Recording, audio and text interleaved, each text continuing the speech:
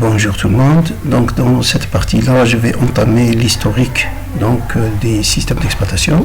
Donc je rappelle que dans la première partie, nous avons vu la définition des systèmes et aussi les principales fonctionnalités des systèmes.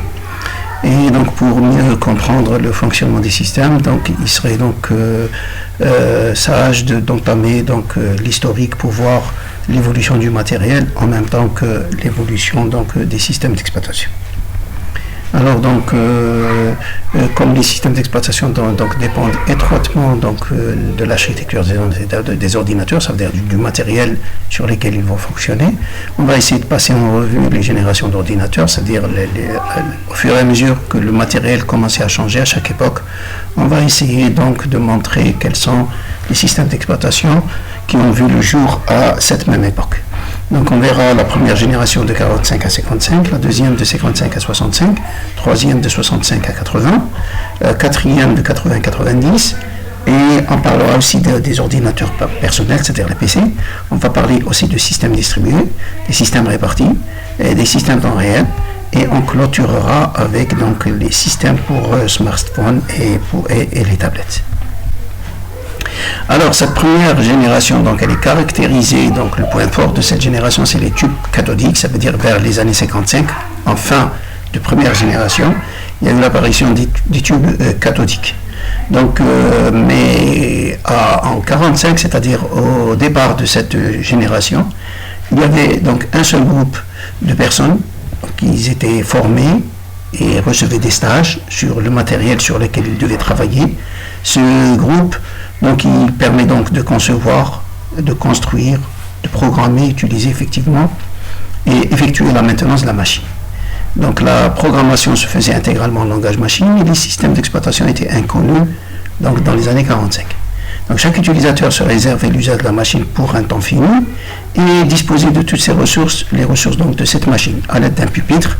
Il communiquera son programme écrit en binaire et lance son exécution. On verra par la suite une photo qui va montrer l'usage des programmeurs grâce à une photo. L'inconvénient ici, c'est qu'elle est peu économique, on ne peut pas programmer énormément de choses et que le prix du matériel était assez élevé et aussi il y avait une mauvaise gestion du matériel, les pannes du matériel étaient coûteuses. Dans cette même période, aux environs des années 50, il y a l'arrivée des cartes perforées et ça a un peu changé le contrôle des machines. Et nous avons vu dans cette époque, c'est-à-dire au début des années 50, avec l'arrivée des cartes perforées, il y avait la naissance de quelques logiciels de base. C'était principalement des assembleurs, des compilateurs, des débuggeurs et aussi quelques sous-programmes prédéfinis d'entrée-sortie.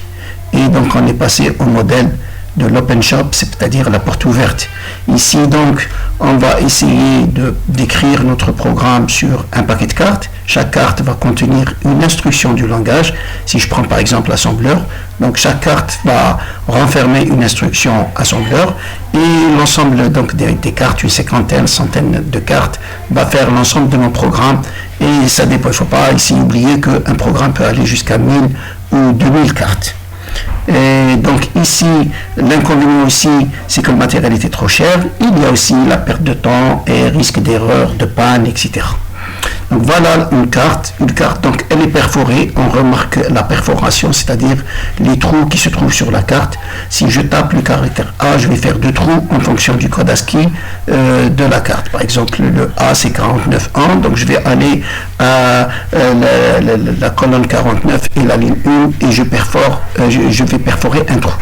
Et voilà, si je fais par exemple load LD, je vais prendre le code de L et le code de D. Si le code de L, c'est par exemple le 15.3, je vais aller à la colonne 15 et la ligne 3, je vais trouver un trou. Et le D, par exemple, c'est 25.2, alors je vais aller à la colonne 25.2 et je fais un trou. Et là, quand je vais lire cette carte, je vais envoyer un faisceau lumineux qui va traverser les trous. Et à ce moment-là, le système peut détecter quels sont les caractères qui ont été tapés.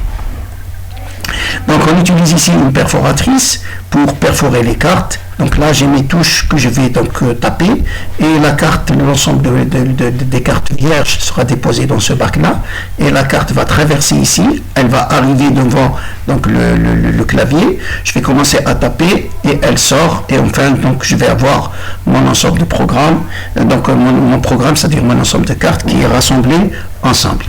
J'ai aussi besoin d'un lecteur de cartes. Après avoir tapé mon programme entier, je vais le déposer dans le lecteur de cartes ici. Il va passer une à une les cartes, et le faisceau lumineux va traverser les cartes pour identifier le contenu de la carte. Donc on va lire carte par carte, et donc cet appareil-là est connecté à l'ordinateur, il va transmettre l'information à l'ordinateur. Par contre, la perforatrice n'est pas connectée à l'ordinateur, elle est juste réservée pour donc la perforation des cartes. Voilà ici un ordinateur donc des années 50. Ici, je remarque qu'il y a une imprimante pour imprimer le listing, c'est-à-dire les résultats. Et il y a donc l'ensemble des ordinateurs, ici le pupitre, etc. Et donc là, voilà, ça c'est la génération 45, où il y a un ensemble de programmeurs qui sont en train d'utiliser le pupitre pour travailler en mode maître. Ça veut dire ils vont intégrer carrément donc du langage machine et exécuter leur programme. Dans cette même époque, donc aux années 50 ou bien 60, la deuxième génération, donc elle a démarré entre 55 et 65. Dans cette génération, elle est caractérisée par donc la fabrication donc des transistors, l'arrivée des transistors sur le marché, et donc ça a un peu bouleversé le monde des ordinateurs, et on a l'arrivée de la deuxième génération. Donc avec cette arrivée-là, donc on est passé donc d'un seul programme, c'est-à-dire de l'open shop, au batch processing. Ça veut dire essayer d'exécuter un ensemble de travaux ensemble sur l'ordinateur. Et donc de là, si je veux exécuter un ensemble de travaux, j'aurai besoin d'un programme qui va donc automatiser l'enchaînement d'un travail à un autre. Ça veut dire le passage d'un travail à un autre doit se faire automatiquement. Et principalement, on considère que ça, c'est le premier système d'exploitation. La fonction principale d'un tel système, c'est la gestion des ressources, évidemment, et aussi assurer l'automatisation donc des travaux, c'est-à-dire le passage d'un travail à un autre doit se faire automatiquement. Aussi, on doit assurer la protection de l'ensemble des travaux contre les risques de perturbation en cas d'erreur. Ici, donc, on va essayer de faire des lots, c'est-à-dire des fournées. Une fournée peut être composée de 50 travaux, de 100 travaux. Elle a un début et un fin, c'est un paquet de cartes. Et on va avoir un ensemble, par exemple, si chaque travail va faire 50 cartes et que j'ai une fournée de des travaux, je vais avoir donc 500 cartes. Ça, c'est le lot que je vais déposer dans le lecteur, et je vais donc lire travail par travail et assurer l'exécution des travaux. Donc ici, je charge le premier travail, je lui laisse terminer son exécution, et automatiquement le système enchaîne avec le travail suivant, et ainsi de suite jusqu'à consommer l'ensemble des travaux de la fournée. Ici, voici un travail donc c'est ici par exemple c'est un travail écrit en Fortran. Ça c'est l'ensemble des instructions Fortran ici. Je vais faire un load pour le charger en mémoire. Ici, n'oubliez pas que nous sommes en monoprogrammation. Je vais le charger un seul programme en mémoire, je vais le charger en programme en mémoire, je vais faire le run, et lui il va commencer à aller vers le lecteur de cartes pour lire les données, et enfin il termine son exécution. Voilà, donc la fournée, c'est plusieurs travaux de ce type-là. Certains sont en Fortran, d'autres sont en COBOL, d'autres sont en assembleur. Ça dépend donc des langages donc, qui seront donc, autorisés et implémentés sur le système. Aussi de 55 à 65, ici je reviens, j'ai dit que la fonction principale, c'est la gestion des ressources. Donc là, on voit la naissance de la première fonction des systèmes d'exploitation, c'est-à-dire la gestion des ressources. La deuxième fonction, c'est-à-dire la présentation de machines virtuelles, n'est pas encore présente. Et le simple travail, c'est la gestion de la mémoire en monoprogrammation, la gestion du processeur et l'automatisation des travaux, c'est-à-dire le passage d'un travail à un autre. Donc là, il faut remarquer que pour assurer une bonne synchronisation, on a besoin donc d'interruptions, et on a besoin aussi d'horloges pour essayer d'estimer le temps d'exécution. Si je donne par exemple job T100, ça veut dire je donne 100 secondes d'exécution au programme. Si le programme dépasse les 100 secondes, automatiquement il y a une interruption qui est générée et on stoppe l'exécution de ce programme. C'est-à-dire à l'utilisateur de savoir et d'évaluer combien son programme nécessite de temps, et il va déclarer dans une carte job T et il va mettre le temps qu'il estime pour son programme là. Sinon, le système va prendre un temps par défaut et automatiquement il va arrêter le programme s'il n'a pas encore atteint sa fin d'exécution. Ici, l'inconvénient, c'est que la lecture des cartes et l'impression du listing par l'imprimante, ces deux tâches-là, doivent être gérées par le CPU. Pourquoi? Parce que les programmes qui étaient destinés à gérer les entrées-sorties, c'était des programmes écrits dans des langages, soit par exemple en assembleur ou écrits, généralement c'était écrit en assembleur, doivent s'exécuter en même temps que le programme lui-même, c'est-à-dire le programme qui va faire le traitement des données. Donc lors de la lecture des données, on est obligé de lancer donc, ces sous-programmes destinés à la gestion des entrées-sorties, et en même temps aussi lorsqu'on veut imprimer le listing, on est obligé de charger ces programmes en mémoire, c'est une monoprogrammation. On est obligé de charger ces programmes en mémoire et de les faire exécuter à leur tour par le CPU. Leur rôle, c'est donc d'imprimer le contenu du listing ou bien de faire la lecture des données.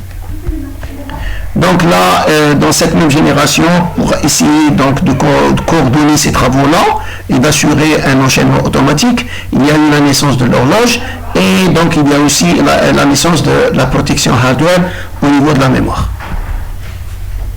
Ici, donc là, pour éviter donc, de faire la gestion des entrées-sorties par le CPU, la solution, c'est la naissance du parallélisme entre le traitement et les entrées-sorties.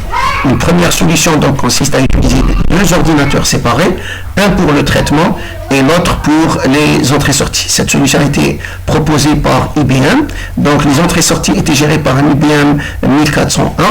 Et donc le traitement lui-même se faisait avec un IBM donc 7094. Donc ici on va prendre le paquet de cartes, on va le déposer dans donc, le premier ordinateur qui sera chargé donc de lire l'ensemble des cartes. D'accord. Une fois donc que la lecture est faite donc sur le premier ordinateur, donc là il y a la naissance des bandes magnétiques. On va ramener la bande magnétique sur le deuxième ordinateur, on va placer la bande sur le deuxième ordinateur et le deuxième ordinateur commence à faire le traitement. Maintenant sur le premier ordinateur, on est en train de préparer la deuxième fournée, c'est-à-dire l'ensemble des paquets de cartes de la deuxième fournée, on va le transmettre sur les bandes magnétiques. Le traitement, c'est la lecture des bandes et commencer à faire le traitement. Et le troisième ordinateur, il va prendre les résultats de la bande qui sont sur la bande et il va donc les imprimer sur un autre ordinateur destiné donc à l'impression des résultats. Donc un ordinateur pour la lecture des cartes, un ordinateur pour les traitements, un ordinateur pour l'impression des résultats. Maintenant, la première fournée, je vais lancer donc le lecteur de cartes qui va la transférer vers la bande et une fois que je place la bande, je commence la deuxième fournée à préparer. Donc là, il y a un parallélisme entre la deuxième fournée, préparation de la deuxième fournée, depuis les cartes vers la bande et l'exécution de la bande pour le traitement sur le deuxième ordinateur. Donc, ensuite, dès que j'ai terminé donc le traitement, je vais passer au troisième ordinateur. Donc le troisième ordinateur, il va faire l'exécution de la première fournée, le deuxième ordinateur, il va faire le traitement de la deuxième fournée et le troisième ordinateur, il va préparer la troisième fournée. Donc l'arrivée des bandes ici et donc les systèmes à bande magnétique, donc on place la bande, donc on va aller sur le premier ordinateur, on place le paquet de cartes, on va le transférer dans cette bande-là, on ramène la bande et remarquez qu'il y a deux bandes, une bande pour l'impression, une bande pour le traitement et donc là la bande est en train de se lire et on est en train de préparer la bande pour l'impression. Une fois que j'ai terminé, je retire la bande, les deux bandes, la bande de l'impression je vais la mettre sur le deuxième ordinateur pour passer à l'impression de cette bande et je ramène la prochaine bande pour commencer le deuxième traitement et ainsi de suite.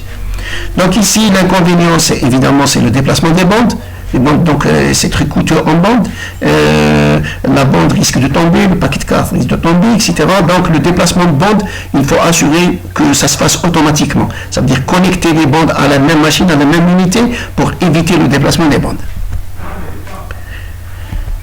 Donc la solution donc, est ici est l'intégration des canaux d'entrée-sortie. Un canal, c'est quoi? Un canal, on appelle ça aussi une unité d'échange. C'est un processeur capable d'exécuter des entrées-sorties de manière autonome. Donc indépendamment du processeur central qui exécute, lui, le traitement proprement dit. Ça veut dire sur la machine principale, on va faire deux processeurs. Un processeur, si vous voulez trois processeurs, un processeur qui va se charger de l'entrée, un deuxième processeur qui se chargera du traitement, un troisième processeur qui se chargera donc de l'impression des résultats sur une même carte mère.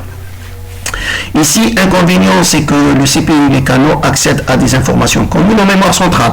Parce que le premier processeur, le premier système, lorsqu'il veut, si vous voulez préparer la bande, il va charger les données depuis le lecteur de carte vers la mémoire principale et de la mémoire, il va les transférer vers la bande magnétique.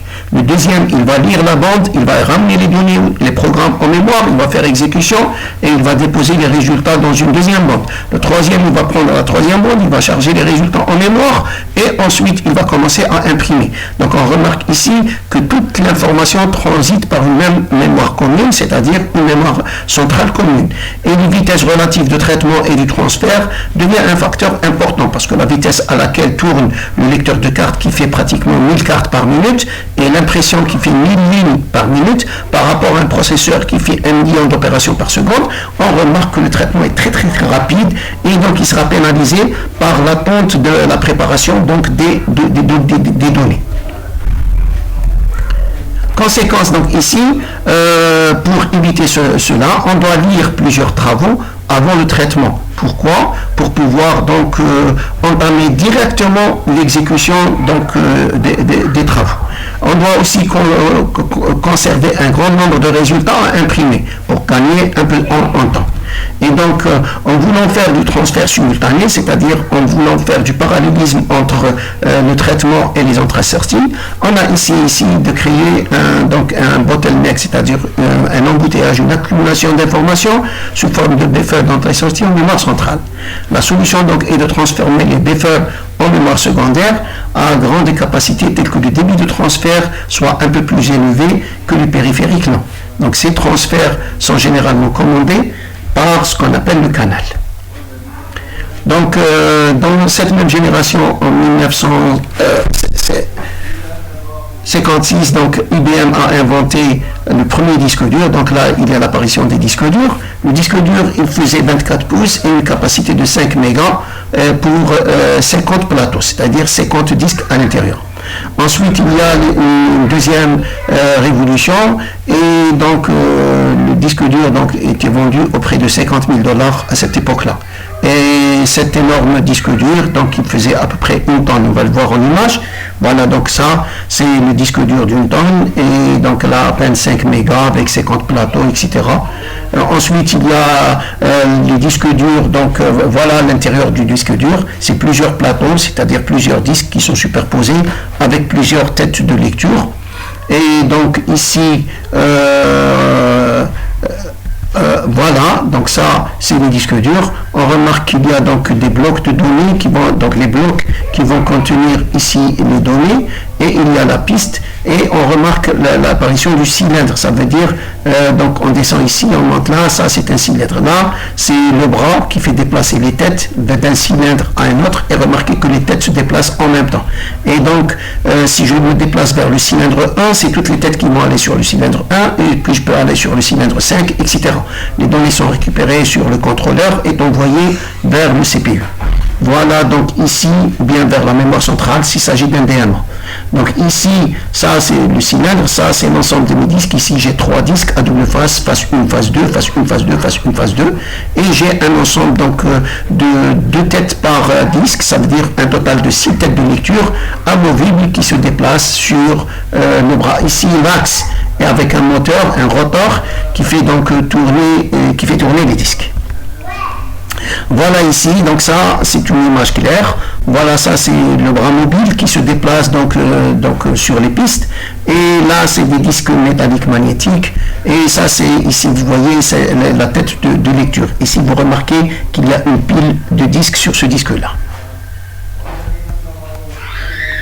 Donc à ce stade-là, toujours dans cette donc, génération, nous avons donc le lecteur de carte qui va utiliser un canal, qui va déposer l'information en mémoire centrale. Un deuxième canal, il va transférer cette information depuis la mémoire vers le disque. Ensuite, on va charger donc les données depuis le disque par un canal, il va les déposer en mémoire, on va exécuter sur le CPU et ensuite on va les retourner sur le disque et enfin on va les récupérer du disque, on va les ramener en mémoire par un canal et de la mémoire on va les envoyer vers l'impression. On appelle ce système-là le spooling, ça veut dire Simultaneous Peripheral Operations Online. Donc ça c'est des opérations simultanées et online, c'est-à-dire directement en parallèle avec le traitement. Donc cette deuxième génération a ses propres inconvénients. Lorsque le job en cours lit les données nécessaires à la suite de son exécution, le processeur arrête et reste inactif pendant la durée de l'entrée-sortie. Donc le temps de lecture est donc au détriment du CPU. Est-ce qu'on ne peut pas récupérer le CPU pendant que le programme fait le traitement pour le donner à un autre programme? Ça, donc, il faut y réfléchir. Un travail bref, donc arrivant pendant l'exécution d'un travail lent, attend la fin de celui-ci. Je peux avoir un travail, par exemple, qui fait à peine 50 lignes d'instruction et un programme qui fait 1000 lignes. Si je lance celui de 1000 lignes, et que l'arrivée du programme bref de 50 lignes, de 100 lignes, de 10 lignes, il serait obligé d'attendre la fin du premier programme donc, pour prendre l'exécution. Et ça, c'est pénalisant, c'est-à-dire que les jobs courts sont pénalisés par rapport aux jobs lents. C'est comme sur une autoroute, si je suis en train de marcher, qu'il y a une ligne continue, qu'il y a donc si vous voulez un semi-remorque devant moi, et que moi la vitesse du semi-remorque c'est à peine par exemple 30 ou 40 km à l'heure, et moi je roule à 120 km à l'heure, je suis pénalisé derrière le camion, je suis obligé donc d'attendre jusqu'à ce que la ligne continue termine pour que je puisse doubler le camion. Ici c'est la même chose, les programmes courts sont obligés donc d'attendre la fin des programmes longs pour pouvoir entamer leur exécution. Donc ici, je remarque que j'ai deux inconvénients. Le premier, c'est que lors de la lecture des données ou bien de l'impression des données, le CPU ne fait rien. Il est obligé d'attendre la fin, donc l'impression ou bien la lecture des données qui se fait par le canal, par le deuxième ordinateur. Est-il possible maintenant, pendant ce temps-là, d'exploiter le CPU? La deuxième, c'est qu'il y a des jobs pénalisants, des jobs lents qui pénalisent les jobs courts. Donc là, la solution à laquelle il faut songer, donc il faut songer à un système où un job en attente d'exécution peut utiliser le CPU libéré par un job en attente d'entrée-sortie. Ça veut dire si un job est en train de faire des entrées-sorties, il va libérer le CPU et on va le donner à un autre job pour entamer son exécution. Et aussi le CPU peut changer de programme avant la fin d'un programme en cours pour satisfaire au temps de réponse. Ça veut dire si le programme qui fait le traitement de 10 000 lignes est en train de s'exécuter, j'ai le droit de l'arrêter et d'entamer celui de 100 lignes et puis de retourner pour continuer avec celui de 1000 lignes ou bien de 10 000 lignes.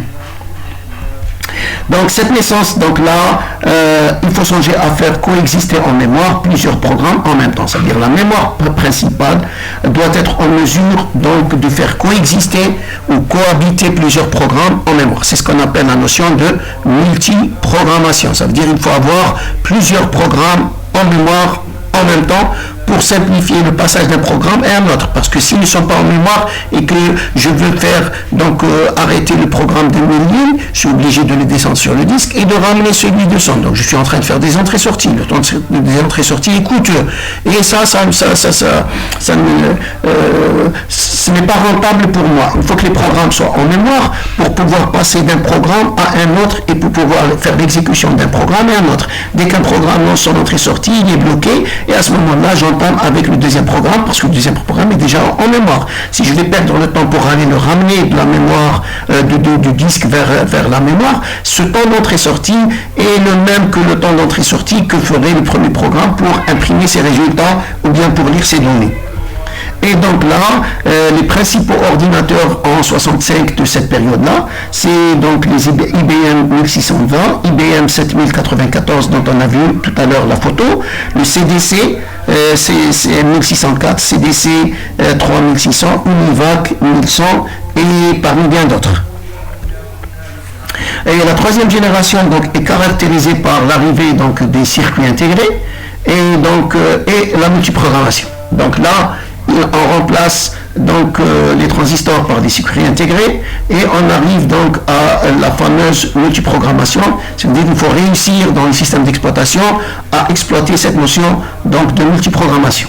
Donc des mémoires sont les mémoires de cette époque-là, c'est-à-dire à partir de 56 à 80, surtout aux environs des années 80, les mémoires étaient très rapides et de grande capacité. Et donc et là, donc, il est très favorable de commencer à songer à partager ces mémoires entre plusieurs utilisateurs. Donc la solution qui en a résulté consistait donc à partager la mémoire. Chaque partition va contenir une tâche différente, c'est-à-dire un programme différent, et lorsqu'une tâche atteint la fin d'une entrée-sortie, une autre tâche peut utiliser le CPU. Donc là, l'inconvénient, c'est que réfléchir à ce type de système à cette époque-là nécessitait des langages de programmation bien évolués et très rapides aussi. Et donc la complexité de conception de ces systèmes, la complexité du système, comment faire pour partager la mémoire, comment faire pour partager, puisqu'il y a plusieurs programmes en mémoire, il faut la protection mutuelle de ces programmes entre eux, et donc songer aussi à faire l'extension de la mémoire centrale par des mémoires secondaires. Donc là, nous sommes passés très rapidement dans cette période-là à la vraie définition des systèmes d'exploitation où le partage des ressources devient important.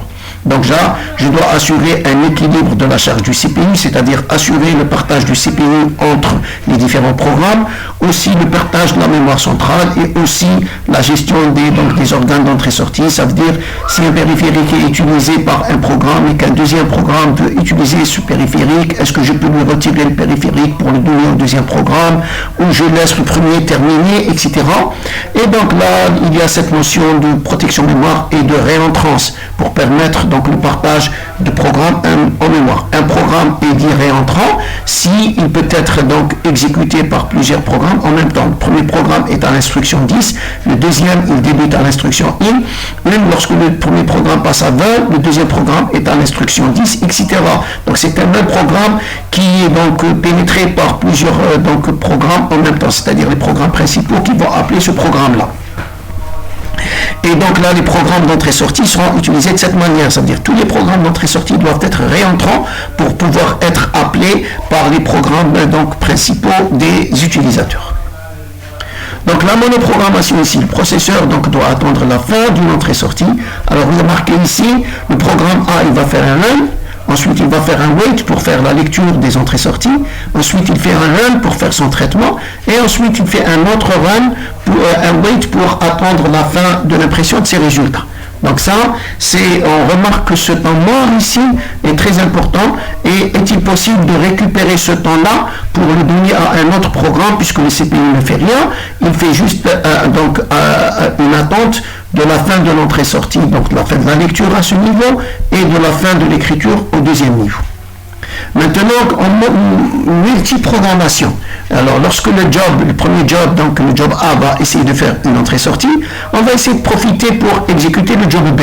Alors remarquez ici, ça c'est le A qui a fait son run, il a démarré son exécution et ensuite il a lancé son entrée-sortie. Maintenant, dans cette période-là, le CPU est libre et à ce moment-là, je peux charger. Remarquez, le programme B va faire un wait le temps que le programme A termine sa première partie d'exécution et le programme B entame son exécution. Et il y a donc aussi un temps d'attente des deux programmes parce que les deux programmes ont lancé en même temps leur entrée-sortie. Il y a un décalage entre l'entrée-sortie de A et l'entrée-sortie de B ici. Si vous voulez, la lecture de A démarré un peu tôt et la lecture de B a démarré un peu tard, mais il y a un temps commun où les deux font la même chose.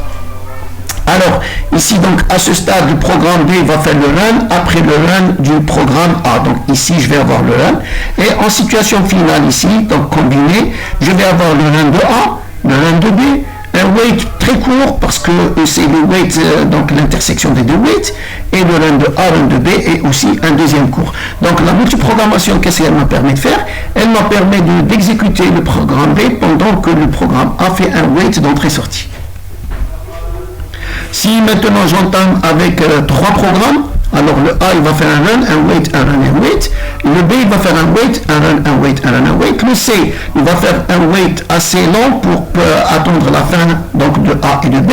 Et il va faire son run et un wait et puis le run. En combiné, donc je vais avoir le run de A, le run de B, le run de C. Et remarquez que le temps wait, le temps d'attente commence à tendre vers 0, c'est-à-dire commence à se réduire. La même chose pour les deux temps, ça commence à réduire. Donc au fur et à mesure que j'augmente le nombre de programmes, je vois que le temps de lecture ici, le waiting time, le temps d'attente ici, diminue au fur et à mesure.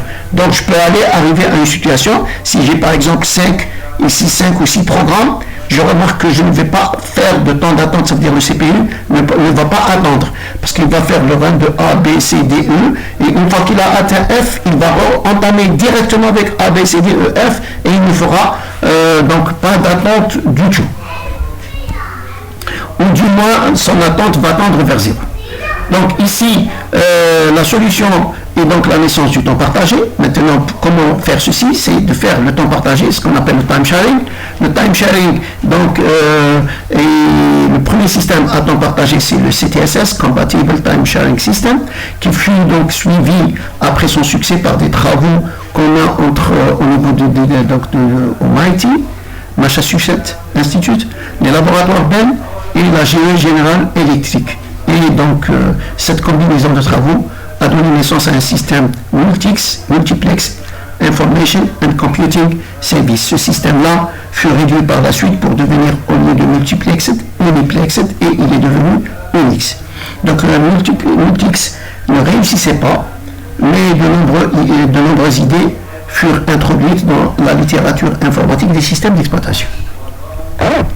Voilà l'IBM, donc MIT, au niveau du MIT. Donc là, c'est un système à temps partagé. Et on peut exécuter donc multiprogrammation et on va exécuter donc plusieurs programmes en même temps. Ici, le time sharing exige que plusieurs utilisateurs sont connectés en même temps à une même machine et chacun exécute son programme. Nous sommes en multiprogrammation, donc on va charger l'ensemble des programmes en mémoire et on va lancer donc leur exécution. Ça, c'est un terminal. Le terminal, c'est un clavier et un écran pour pouvoir donc communiquer avec la machine. Cette solution du temps partagé a son principe, et le principe est le suivant. Donc, allouer un quantum et disposer de toutes les ressources. Donc, je vais allouer un quantum au premier programme A et je vais lui donner toutes les ressources. Une fois que la tranche de temps, donc le quantum par exemple 10 millisecondes, se termine, je retire les ressources et le CPU au processeur, au programme, et je le donne au programme B. La même chose, le programme B va consommer un quantum, etc. Donc, et je dis que j'assure un ordonnancement de ces programmes, c'est-à-dire le scheduling donc, particulier au temps partagé. On va appeler ce programme-là scheduling. Le scheduling, c'est le moniteur du temps partagé, c'est-à-dire c'est lui qui se charge de donner des quantums aux différents programmes à tour de rôle. Ça veut dire le premier programme, on FIFO, premier programme, deuxième programme, troisième programme, et il revient au premier programme, etc. Il donne un quantum, dès qu'il termine son quantum, on récupère le CPU et on le met en queue de liste. Ensuite, on prend le suivant, on lui donne un quantum, etc.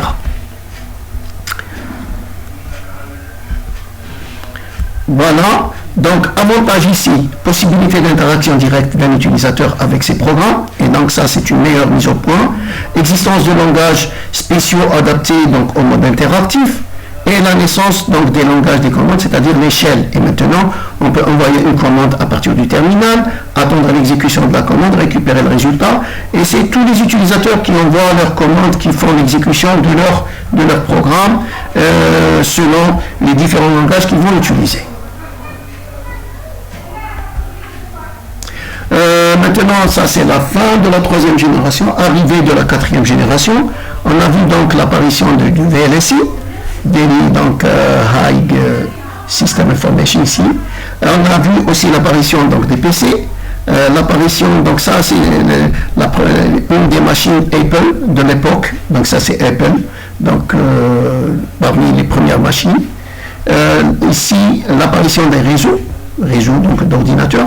Le réseau c'est quoi? Donc j'ai besoin d'un câble de connexion, j'ai besoin donc d'un switch ou bien d'un hub ou bien d'un routeur sur le routeur, donc je vais connecter la fiche donc sur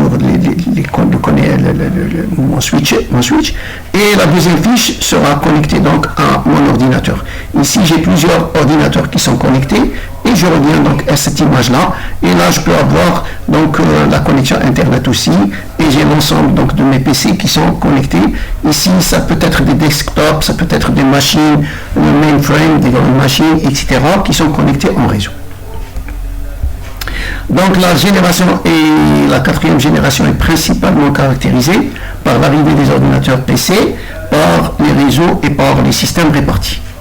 Alors, ordinateur personnel, donc les premiers PC ont fait tourner les systèmes d'exploitation MS-DOS, Microsoft Disk Operating System, OS2 d'IBM et Xenix, qui était une solution Microsoft pour essayer d'avoir une version Unix sur les PC. Donc là, du point de vue matériel, il y a eu donc l'apparition des stations de travail en même temps. Donc Sun, Apollo, ça c'est la station Sun, ça c'est Sun, Apollo ensemble, et ça c'est le RS6000 d'IBM. Donc ça c'est les principales machines qui ont connu donc les systèmes donc de l'époque, c'est-à-dire de 80 à 90. On a aussi connu donc les systèmes distribués. Les systèmes distribués ici, donc c'est le multiprocesseur. On retrouve le traitement symétrique et le traitement asymétrique. Et on retrouve aussi les systèmes répartis, distributed computing. Donc là, ces systèmes, il n'y a pas de partage de mémoire et il y a la présence de lignes de communication. Là, ça c'est le système multiprocesseur. Sur une même carte mère, on va avoir ici plusieurs processeurs qui sont déposés sur une même carte mère, et maintenant le système doit être donc capable de gérer ces différents processeurs qui se trouvent dans la même carte. C'est-à-dire, j'ai un ensemble de programmes et je vais dispatcher ces programmes sur les différents CPU. Par exemple, je vais donner le premier programme au premier CPU, le deuxième programme au deuxième CPU. Comme je peux donc prendre un paquet de programmes et les exécuter ensemble sur la même CPU, et le deuxième paquet sur le deuxième CPU, comme je peux aussi faire un quantum sur le premier CPU et le deuxième quantum il sera sur le deuxième CPU, etc. Donc là, j'ai un traitement symétrique. Qu'est-ce que ça veut dire traitement symétrique? Pour chaque CPU, je vais avoir une mémoire, je vais avoir un simple système d'exploitation. Sur le deuxième, je vais avoir une mémoire et un système d'exploitation. Il y a une symétrie entre les processeurs. Chaque processeur a sa mémoire et il a un système d'exploitation sur cette mémoire-là, et ils vont donc commencer à s'exécuter en parallèle. Maintenant, asymétrique, ça veut dire je vais avoir un seul processeur qui va jouer le rôle du maître et les autres donc du mode de l'esclave. Je peux avoir une configuration où chaque CPU a sa propre mémoire, et je peux avoir une mémoire globale, une mémoire commune, et c'est cette mémoire-là qui va donc contenir les systèmes d'exploitation et qui sera donc chargé de s'exécuter sur le processeur maître. Si le processeur maître tombe en panne, on va sélectionner un autre processeur qui va jouer le rôle du maître, et on fait tourner en asymétrique. Maintenant, pour les systèmes répartis, distributed computing, ça c'est le modèle centralisé, c'est-à-dire plusieurs utilisateurs exécutent donc sur un même système, et il s'agit de les répartir, et nous avons donc le modèle réparti. Donc les utilisateurs sont connectés sur le réseau, et donc le réseau est connecté aux autres machines. Donc ici, développement de postes de travail, donc banalisé à coût bas et des réseaux. Donc là, c'est la notion d'entreprise étendue, intégration de sites distants, besoin en application interactive.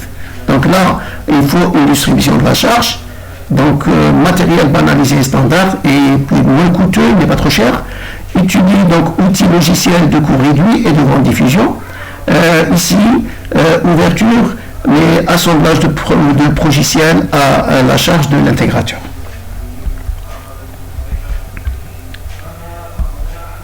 Alors maintenant, qu'est-ce qu'une application donc répartie? Il s'agit d'une application qui est découpée en plusieurs unités, et chaque unité est censée être placée sur une machine différente. Chaque unité peut s'exécuter sur un système différent. Par exemple, une partie s'exécute sur Linux et l'autre s'exécute sur Windows, et puis on récupère les résultats. Chaque unité peut être programmée aussi dans un langage différent. Une unité peut être écrite en C et l'autre unité peut être écrite par exemple en Java, etc. Donc, comment construire cette application? On va donc identifier les éléments fonctionnels, si vous voulez, c'est les différentes classes de mon application, Je peux faire tourner une classe donc sur un système, une deuxième classe sur un autre système. Donc ici, je peux identifier les éléments fonctionnels donc, et je vais les regrouper. Et ensuite, estimer les interactions, c'est-à-dire comment vont communiquer les différents éléments fonctionnels, comment vont-ils communiquer. Et en fonction de cette communication, s'il y a une communication intense, il vaut mieux les mettre dans un même système, c'est-à-dire sur une même machine. Mais si la communication est bleak, ça veut dire est trop faible, je peux les dispatcher donc, entre différentes machines. Maintenant, donc, un système réparti, c'est quoi? C'est un ensemble composé d'éléments reliés par un système de communication. Les éléments ont des fonctions de traitement, processeur, stockage, mémoire, etc., des capteurs, etc.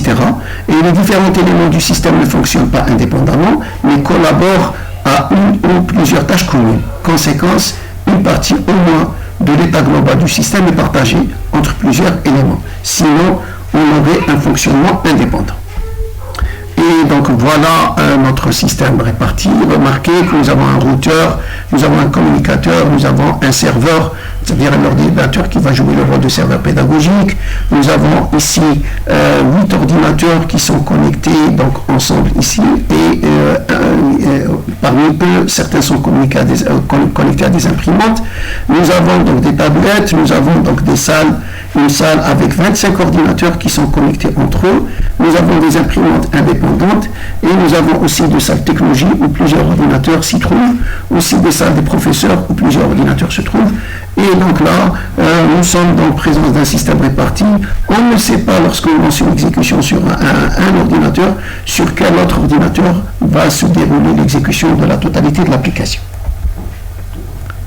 Les systèmes temps réel. Donc ici, un système temps réel, ici très simple, c'est le GPS. Donc on va essayer ici de faire, de traquer une voiture. C'est-à-dire, on va essayer de positionner à tout moment, à un instant T, une voiture. Donc le GPS va envoyer les coordonnées de la voiture et l'ordinateur va afficher donc la position sur la carte. En temps réel, les données arrivent donc du GPS. Ici, par exemple, ça c'est un contrôle aérien, c'est-à-dire qu'on va essayer d'aider l'atterrissage et le décollage des avions sur les pistes. Et donc l'avion va envoyer si vous voulez, GPS ou bien par son fil, ses coordonnées. Et on va essayer de calculer le temps d'arriver sur l'aéroport et sur la piste et le temps de décollage. Et on va essayer de synchroniser donc l'atterrissage des avions et le décollage de ce dernier. On va essayer donc d'avoir des processeurs de surveillance des trajectoires et on va essayer aussi de faire une visualisation au niveau de l'avion sur le tableau de bord de l'avion et aussi une visualisation sur l'ordinateur principal c'est-à-dire dans la salle de contrôle, dans la tour de contrôle de l'aéroport. Voilà donc ici un procédé industriel qui est géré par ordinateur. Et donc ici l'ouverture des vannes, la fermeture, l'arrêt des moteurs, etc. Tout est géré par ordinateur. Ici c'est aussi un deuxième système en santé. Ici vous voyez il y a le malade où des capteurs sont connectés au malade. On va piquer l'image, on va lui faire un scanner, on va lui faire l'échographie. On va gérer toutes ces données là directement par ordinateur et en temps réel. C'est-à-dire au fur et à mesure que les données arrivent, on va essayer de faire le traitement. Ici, n'oubliez pas qu'on peut faire une intervention chirurgicale carrément par un robot qui est connecté à la machine.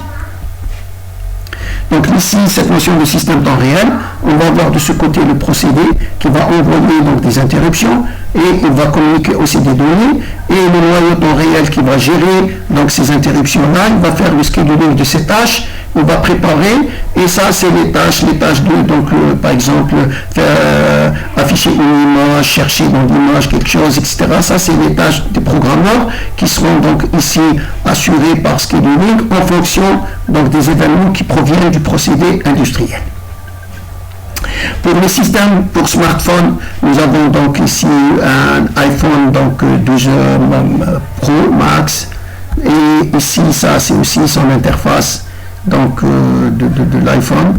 Ici ça c'est un Samsung Galaxy S21 et ça c'est l'interface du Galaxy Et donc là, c'est à peu près les principaux systèmes d'exploitation donc de 99 jusqu'à 2020. On remarque ici le Symbian, Android en deuxième position, BlackBerry en troisième position, iOS, Windows Mobile, Bada, PalmOS, etc. Donc ça, c'est l'ensemble des systèmes à l'année 2020. Donc là, les meilleurs systèmes, les meilleurs iPhone, donc on a le Samsung, Apple, Huawei, Xiaomi, Motorola, etc. Ça c'est donc de 2010 à 2021, donc le flux des smartphones sur le marché. Les principaux systèmes d'exploitation, donc en général, c'est le Windows 10, donc à l'année 2020, Windows 10. Ensuite, le Windows 7 qui existe toujours, alors que Windows a arrêté donc sa prise en charge, sa maintenance. Il y a donc le Mac, et il y a donc le Windows 8, Linux, Windows XP, le Chrome OS et Windows Vista. Donc ça, c'est les principaux systèmes de cette époque. Voilà, je vous remercie de m'avoir écouté et merci infiniment.